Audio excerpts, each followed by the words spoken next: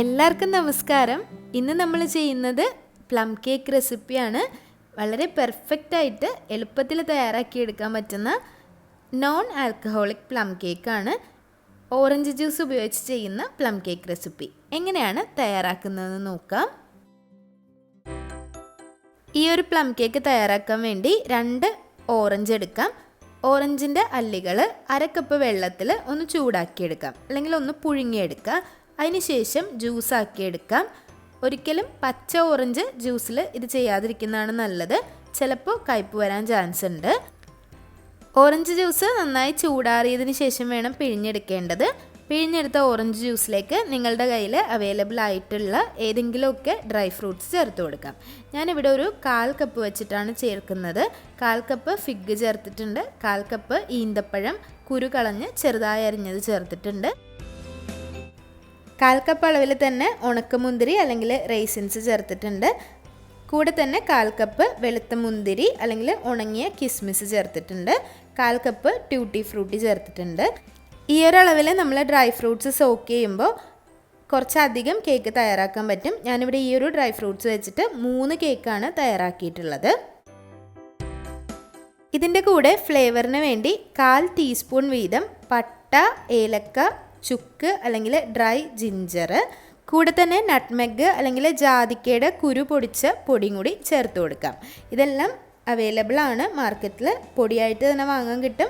അതെല്ലാം നിങ്ങളുടെ അടുത്ത് റോ ആയിട്ടുണ്ടെങ്കിൽ പൊടിച്ചെടുത്തതും ചേർക്കാം. 1/4 കപ്പ് പഞ്ചസാര കൂടി ചേർത്ത് നല്ലതുപോലെ മിക്സ് ചെയ്യുക. ഇങ്ങനെ മിക്സ് ചെയ്ത് കുതിർത്തി വെച്ചത് ഒരുപാട് ദിവസത്തേക്ക് വെക്കേണ്ട ആവശ്യമില്ല. നിങ്ങൾക്ക് ടൈം ഉണ്ടെങ്കിൽ ഒരു ദിവസം മാറ്റി വയ്ക്കാം, തലേ ദിവസം വയ്ക്കാം. ഇനി ഒട്ടും ടൈമില്ലാത്തവരാണെങ്കിൽ ഒരു ദിവസം രാവിലെ കുതിർത്തിയതിന് ശേഷം ഉച്ചയാകുമ്പോഴേക്കും നമുക്ക് കേക്കിലേക്ക് ഇത് ഉപയോഗിക്കാം. മിനിമം ഹാഫ് ഡേ എങ്കിലും ഇതുപോലെ ഒന്ന് കുതിർത്തി വയ്ക്കുക. അപ്പോഴാണ് കുറച്ചൊന്ന് സോക്കായി കിട്ടുക. കുറച്ചുകൂടി ടൈമുള്ളവരാണെങ്കിൽ ഫ്രിഡ്ജിൽ വെച്ചിട്ട് 2-3 ദിവസം കഴിഞ്ഞിട്ട് കേക്ക് ഉണ്ടാക്കാം. അതെല്ലാം പുറത്ത് വയ്ക്കുന്നവരാണെങ്കിൽ ഒരു ദിവസം കഴിഞ്ഞിട്ട് പിറ്റേ ദിവസം അങ്ങ് എടുത്ത് കേക്ക് ഉണ്ടാക്കാവുന്നതാണ്.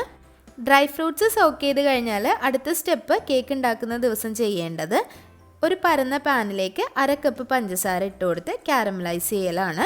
അപ്പോൾ 1/2 കപ്പിന് പകരം 1/4 കപ്പ് വരെയൊക്കെ എടുക്കാം. നല്ല മധുരമുള്ള കേക്കാണ് വേണ്ടതെങ്കിൽ.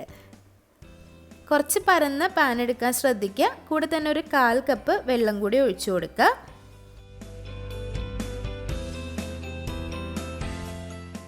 വെള്ളം ഒഴിച്ചു കൊടുത്തതിന് ശേഷം ഹൈ ഫ്ലെയിമിൽ തന്നെ കീപ്പ് ചെയ്യുക. കുറച്ച് നേരം കഴിയുമ്പോൾ ഇതിൻ്റെ കളറ് മാറാൻ തുടങ്ങും. കളറ് മാറാൻ തുടങ്ങുന്ന സമയത്ത് ഫ്ലെയിം ഒന്ന് കുറച്ച് വയ്ക്കുക. ഈ ഒരു സമയത്ത് ഫ്ലെയിം കുറച്ച് വെച്ചില്ലെങ്കിൽ പെട്ടെന്ന് തന്നെ ഫാസ്റ്റായിട്ട് കളറ് ചേഞ്ചായി ഒരു കറുത്ത കളറായി പോവും. അങ്ങനെ ചേഞ്ച് ആക്കരുത്. ചെറിയ തീയിൽ വെച്ച് തന്നെ കളറൊന്ന് ചേഞ്ച് ആക്കി എടുക്കുക.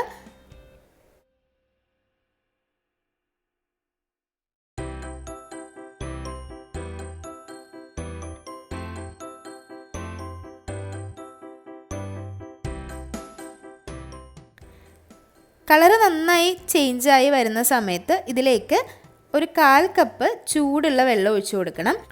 ചൂടുവെള്ളം ഒഴിച്ചു കൊടുക്കുമ്പോൾ ശ്രദ്ധിക്കണം, പെട്ടെന്ന് തന്നെ പൊങ്ങി വരാൻ ചാൻസ് ഉണ്ട്. അതുകൊണ്ട് കുറച്ച് നീങ്ങി നിന്നിട്ട് മാത്രം ഇതിലേക്ക് ചൂടുവെള്ളം ഒഴിച്ചു കൊടുക്കുക. പരിചയമില്ലാത്തവരാണെങ്കിൽ കുറച്ചായിട്ട് മാത്രം ഒഴിച്ചു കൊടുക്കുക. ഒരുപാട് വെള്ളമൊന്നും ഒഴിക്കേണ്ട, 1/4 കപ്പ് തന്നെ ഒഴിച്ചു കൊടുത്താൽ മതി. നമ്മൾ 1/2 കപ്പ് പഞ്ചസാര ഉരുക്കിയെടുക്കുമ്പോൾ ഏകദേശം ഒരു 1/4 കപ്പായിരിക്കും നമുക്ക് കിട്ടുക.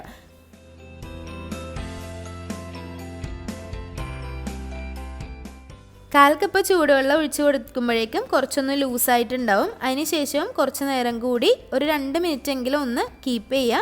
കീപ്പ് ചെയ്ത് ഒന്നങ്ങ് കുറുകി വരുമ്പോഴേക്കും ഓഫ് ചെയ്തിട്ട് മാറ്റി വയ്ക്കാം. നന്നായി ആറിയതിന് ശേഷമാണ് കേക്കിലേക്ക് ഈ കാരമലൈസ് ചെയ്ത ഷുഗർ ചേർത്ത് കൊടുക്കേണ്ടത്. എല്ലാ കേക്കിലേക്കും എന്നതുപോലെ തന്നെ ഇതിലും കേക്ക് ടിന്ന് തയ്യാറാക്കലാണ് അടുത്ത സ്റ്റെപ്പ്. ആദ്യമേ കേക്ക് ടിന്നൊന്ന് തയ്യാറാക്കി വെക്കുക. കേക്ക് ടിന്നിലേക്ക് കുറച്ച് എണ്ണയോ ബട്ടറോ ഒന്ന് ഗ്രീസ് ചെയ്ത് കൊടുക്കുക. ഗ്രീസ് ചെയ്യുന്ന സമയത്ത് സൈഡ്സിലും ഒന്ന് ഗ്രീസ് ചെയ്ത് കൊടുക്കുക. അതിനുശേഷം റൗണ്ടിൽ മുറിച്ചിട്ടുള്ള ബട്ടർ പേപ്പർ ഇതിൻ്റെ താഴേക്ക് വെച്ച് കൊടുക്കുക. സൈഡിലും കുറച്ചൊന്ന് പൊങ്ങി വരാൻ വേണ്ടിയിട്ട് കുറച്ച് പേപ്പർ കറക്റ്റായിട്ടൊന്ന് മുറിച്ച് വെച്ച് കൊടുക്കുക. കേക്കിന് കുറച്ചൊന്ന് ഹൈറ്റ് കിട്ടാൻ വേണ്ടിയിട്ടാണ് സൈഡിൽ ഇതുപോലെ പേപ്പർ വയ്ക്കുന്നത്.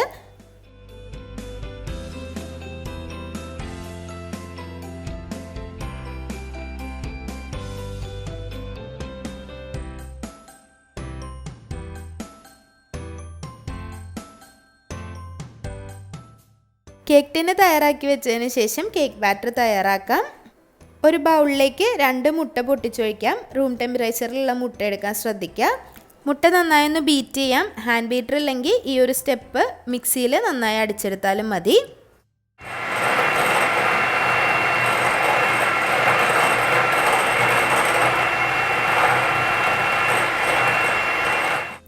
മുട്ട ബീറ്റ് ചെയ്യുമ്പോൾ എപ്പോഴും മഞ്ഞ കളർ മാറി നല്ല വൈറ്റായിട്ട് ബീറ്റ് ചെയ്യുക. അപ്പോഴാണ് നല്ല സോഫ്റ്റായിട്ട് കിട്ടുക. ഇനി അടുത്തൊരു ബൗളിലേക്ക് 100 ഗ്രാം ബട്ടർ ചേർത്ത് കൊടുക്കാം. അൺസോൾട്ടഡ് ബട്ടറാണ് ചേർത്തിട്ടുള്ളത്. സോൾട്ടഡ് ബട്ടർ ചേർക്കണം എന്നുള്ളവർക്ക് ചേർക്കാം. റൂം ടെമ്പറേച്ചറിലുള്ള മെൽറ്റായിട്ടുള്ള ബട്ടർ ചേർത്ത് കൊടുക്കാൻ ശ്രദ്ധിക്കുക. അതിന് ശേഷം നല്ലതുപോലെ ഒന്ന് ബീറ്റ് ചെയ്തിട്ട് എടുക്കുക. ബട്ടർ നന്നായി ബീറ്റ് ചെയ്തതിന് ശേഷം അതിലേക്ക് 1/2 കപ്പ് പഞ്ചസാര ചേർത്ത് കൊടുക്കാം. പഞ്ചസാരയുടെ അളവും കുറച്ച് കൂടണം എന്നുള്ളവർക്ക് കൂട്ടി കൊടുക്കാം. ഒരു 1/4 കപ്പ് വരെയൊക്കെ പഞ്ചസാര ചേർക്കാം. പഞ്ചസാരയും ബട്ടറും നല്ലതുപോലെ ബീറ്റ് ചെയ്തിട്ട് എടുക്കണം. ഇതും നേരത്തെ പറഞ്ഞതുപോലെ ബീറ്ററില്ലാത്തവർ മിക്സിയിൽ നല്ലതുപോലെ ഒന്ന് അടിച്ചെടുത്താലും മതിയാവും. പൊടിച്ച പഞ്ചസാരയാണ് ചേർത്ത് കൊടുത്തിട്ടുള്ളത്. പഞ്ചസാരയുടെ കൂടെ തന്നെ 2 ടീസ്പൂൺ വാനില എസൻസ് കൂടി ചേർത്ത് കൊടുക്കുക. നല്ലതുപോലെ ഒന്ന് ബീറ്റ് ചെയ്തിട്ടെടുക്കാം. നേരത്തെ തയ്യാറാക്കി വെച്ചിട്ടുള്ള 1/4 കപ്പ് കാരമലൈസ് ചെയ്തിട്ടുള്ള ഷുഗർ സിറപ്പ് ചേർത്ത് കൊടുക്കാം. ഇത് അത്യാവശ്യം നല്ല തിക്കാണ്. ചേർത്ത് കൊടുത്തതിന് ശേഷം നല്ലതുപോലെ ഒന്ന് ബീറ്റ് ചെയ്തിട്ടെടുക്കാം. കേക്കിന് നല്ലൊരു കളർ കിട്ടാൻ വേണ്ടിയിട്ടാണ് ഇങ്ങനെ ഷുഗർ കാരമലൈസ് ചെയ്ത് ചേർക്കുന്നത്.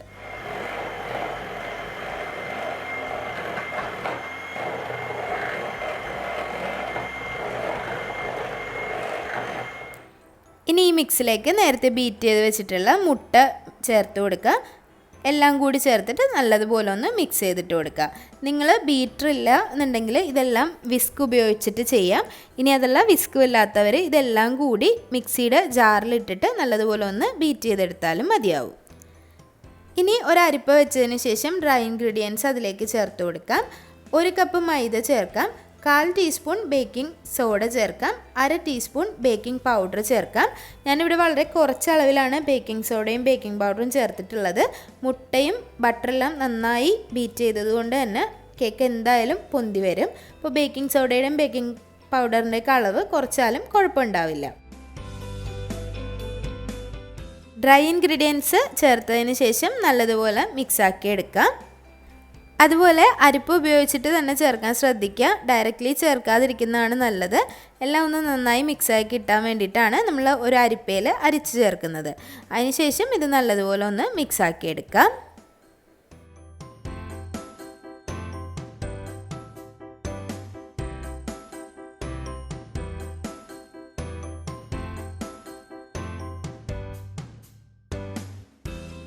നല്ലതുപോലെ മിക്സാക്കിയ ബാറ്ററിലേക്കാണ് ഡ്രൈ ഫ്രൂട്ട് ചേർത്ത് കൊടുക്കേണ്ടത്.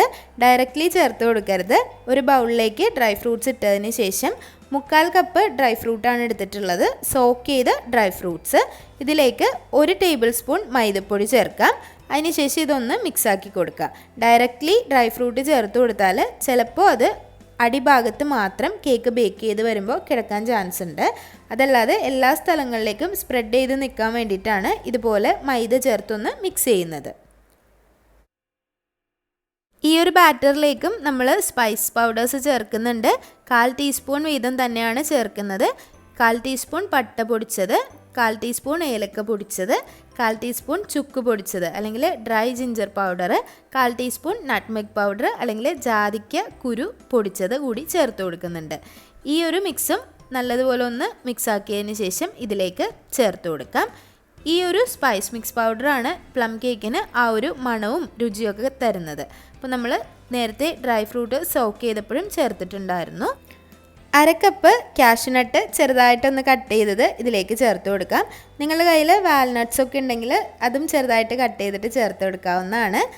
എല്ലാം ചേർത്ത് കൊടുത്തതിന് ശേഷം നല്ലതുപോലെ ഒന്ന് മിക്സാക്കി എടുക്കുക. ഒരുപാട് ലൂസായിട്ടുള്ള ഒരു ബാറ്ററല്ല പ്ലം കേക്കിന് ഉണ്ടാവുന്നത്. കുറച്ച് കട്ടിയായിട്ടുള്ള ബാറ്റർ തന്നെയാണ്. അതുകൊണ്ട് ഇത് നല്ലതുപോലെ ഒന്ന് മിക്സാക്കി എല്ലാ ഭാഗത്തേക്കും ആ ഒരു ഡ്രൈ ഫ്രൂട്ട്സും നട്ട്സും എല്ലാം ഒന്ന് ആക്കി കൊടുക്കുക. അത്യാവശ്യം റിച്ച് ആയിട്ടുള്ള ഒരു പ്ലം കേക്കാണ്. ഓവനില്ലാതെയും ഓവനിലും ഈ ഒരു കേക്ക് ബേക്ക് ചെയ്യാം. രണ്ടായാലും 10 മിനിറ്റ് ഒന്ന് പ്രീ ഹീറ്റ് ചെയ്യണം. ഓവനിലാണെന്നുണ്ടെങ്കിൽ 160 ഡിഗ്രിയിൽ 10 മിനിറ്റ് പ്രീ ഹീറ്റ് ചെയ്യുക. ഓവൻ ഇല്ലാത്തവരാണെങ്കിലും 10 മിനിറ്റ് ഏത് പാത്രത്തിലാണോ നിങ്ങൾ ബേക്ക് ചെയ്യുന്നത് ആ ഒരു പാത്രം പ്രീ ഹീറ്റ് ചെയ്ത് വെക്കുക. ആ ഒരു സമയം കൊണ്ട് കേക്ക് ടിന്നിലേക്ക് ഈ ഒരു ബാറ്റർ തയ്യാറാക്കി വെക്കാം. കേക്ക് ടിന്നിലേക്ക് ബാറ്റർ ഒഴിച്ചു കൊടുത്തതിന് ശേഷം അത്ര ലൂസ് അല്ലാത്തതുകൊണ്ട് തന്നെ ഒന്ന് എല്ലായിടത്തേക്കും ഒന്ന് ലെവൽ ചെയ്തിട്ട് കൊടുക്കാം. ലെവൽ ചെയ്തതിന് ശേഷം ജസ്റ്റ് ഒന്ന് അങ്ങോട്ടും ഇങ്ങോട്ടും നീക്കി കൊടുക്കുക.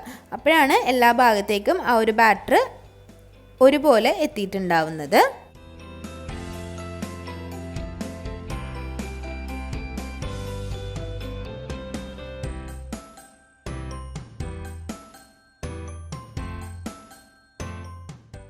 ഈ ഒരു ബാറ്റർ തയ്യാറായിട്ടുണ്ട്. ബാറ്റർ തയ്യാറാക്കിയതിന് ശേഷം അതിന് മുകളിലേക്ക് ഡെക്കറേഷൻസിന് വേണ്ടി എന്തെങ്കിലും ഒരു കിസ്മിസോ നട്ട്സോ വെച്ച് കൊടുക്കാം. ഞാനിവിടെ കുറച്ച് കറുത്ത മുന്തിരിയും കുറച്ച് കാഷ്യൂ നട്ട്സും കുറച്ച് ചെറീസും വെച്ച് കൊടുക്കുന്നുണ്ട്. ഇത് നിങ്ങളുടെ ഇഷ്ടത്തിന് ഏതാണെന്ന് വെച്ചാൽ വെച്ച് കൊടുക്കാവുന്നതാണ്.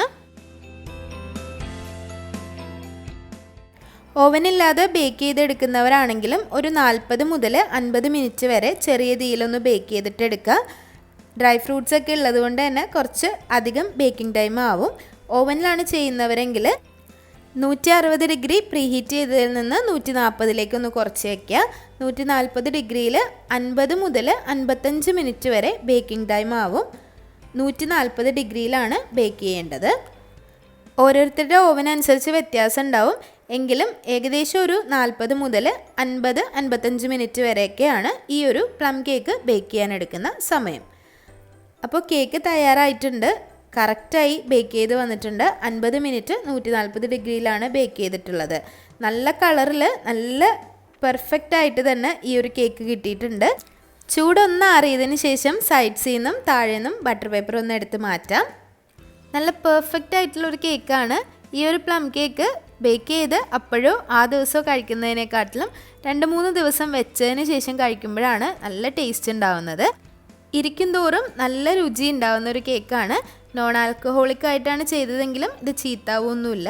ഞാനിതൊന്ന് മുറിച്ച് കാണിക്കാം. നല്ല സോഫ്റ്റാണ്. പുറമേ നല്ലൊരു ബ്രൗൺ കളറായിട്ടുണ്ട്. ഉള്ളിൽ കളറൊന്ന് കുറവാണ്. നല്ല ടിപ്പിക്കലായിട്ടുള്ള പ്ലം കേക്കിൻ്റെ ആ ഒരു ടെക്സ്ചറുള്ള കേക്കാണ്. നല്ല ടേസ്റ്റാണ്. വീട്ടിൽ തന്നെ വളരെ എളുപ്പത്തിൽ തയ്യാറാക്കിയെടുക്കാം. അപ്പോൾ എല്ലാവരും ഇതൊന്ന് ട്രൈ ചെയ്ത് നോക്കുക. ട്രൈ ചെയ്ത് നോക്കിയിട്ട് അഭിപ്രായങ്ങളൊക്കെ കമൻറ്റ് ബോക്സിൽ അറിയിക്കുക. അതുപോലെ വീഡിയോസൊക്കെ ഇഷ്ടമാവുന്നുണ്ടെങ്കിൽ ലൈക്ക് ചെയ്യുക, ഷെയർ ചെയ്യുക, സബ്സ്ക്രൈബ് ചെയ്യുക. അതുപോലെ നിങ്ങളുടെ ഫ്രണ്ട്സിനും ഫാമിലിക്കും ഒക്കെ ഒന്ന് ഇതൊന്ന് ഷെയർ ചെയ്ത് കൊടുക്കുക. അപ്പോൾ എല്ലാവർക്കും ഹൃദയം നിറഞ്ഞ ക്രിസ്മസ് ആശംസകൾ. ഇനിയും നല്ല നല്ല റെസിപ്പികളായിട്ട് വരാം. അതുവരേക്കും താങ്ക് യു.